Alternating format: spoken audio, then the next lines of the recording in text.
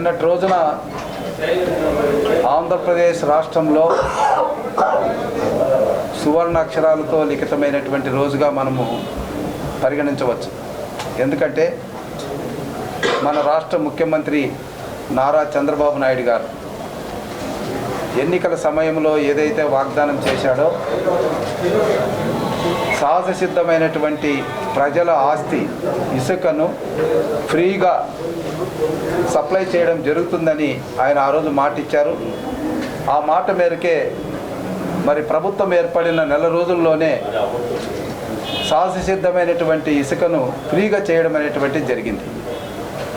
అయితే ఇక్కడ మనం గమనించాల్సిన విషయం ఏంటంటే 2014-18 మధ్య కూడా ఇసుకను ఫ్రీగా ఇవ్వడం ద్వారా దాదాపుగా 48 లక్షల మంది భవన నిర్మాణ కార్మికుల కుటుంబాలకి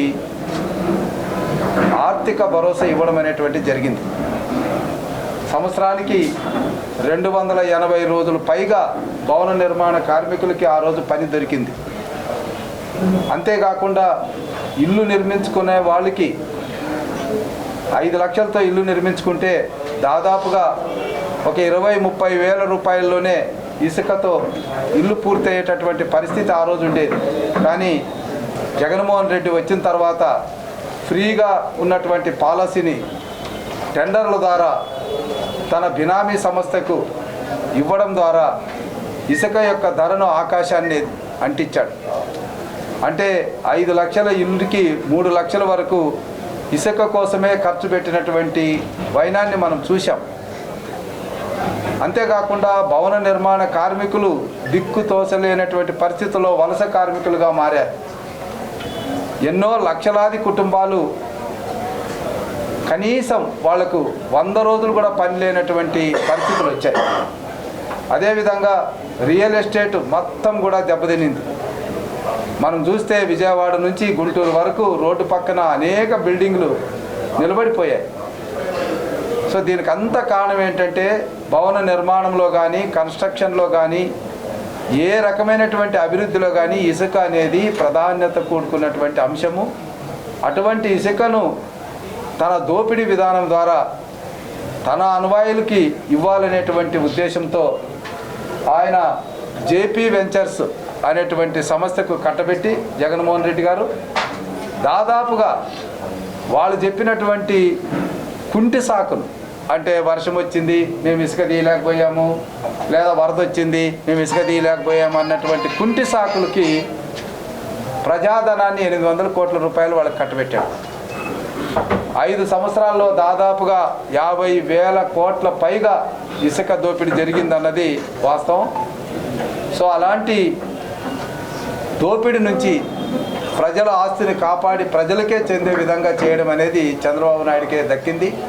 సో నిన్ననే జీవో ఇష్యూ చేయడం అనేటువంటి జరిగింది, 43 జీవో. ఈ జీవో ద్వారా ఇప్పుడు ఏదైతే ఇసుక గుట్టలు గుట్టలుగా ఉందో వైసీపీ నేతలు వైసీపీ ప్రభుత్వం యొక్క అండ చూసుకొని ప్రజల యొక్క సంపదను దోసి వాళ్ళు గుట్టలుగా పోశారో వాటన్నిటినీ స్వాధీనం చేసుకోవడం జరిగింది.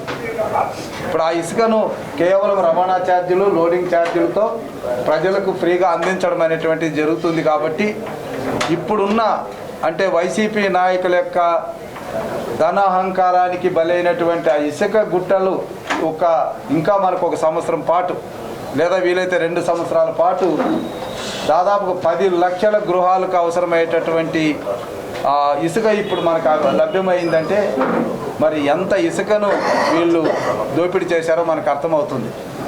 కాబట్టి ఈ ఇసుక ఫ్రీగా ఇవ్వడం అనేటువంటిది రాష్ట్రంలో ఉన్నటువంటి ప్రతి కుటుంబము ఎంతో సంతోషాన్ని వ్యక్తపరుస్తుందని తెలియజేస్తూ మరి వచ్చే రోజుల్లో వాళ్ళ యొక్క ఆనందాన్ని వాళ్ళు కనపరిచేటటువంటి ఉత్సాహాన్ని మనం చూస్తాం. రేపు ఎల్లుండి ట్రాక్టర్లు ఓనర్లు ఎంతో సంతోషంతో ఊరేగింపులు చేస్తారు. అట్లాగే ఎద్దుల బండ్లతో అమ్ముకునేటటువంటి వాళ్ళు కూడా ఎంతో ఉత్సాహంగా ముందుకు వస్తారు. ఒకరిద్దరు కాదు, ఇక్కడ అన్ని కుటుంబాలు కూడా ఈ ఫ్రీ ఇసుక ద్వారా ఆనందాన్ని వ్యక్తపరుస్తారని తెలియజేయడానికి మరి పత్తిపాడు శాసనసభ్యుడిగా నేను ఎంతో గర్వపడుతున్నాను.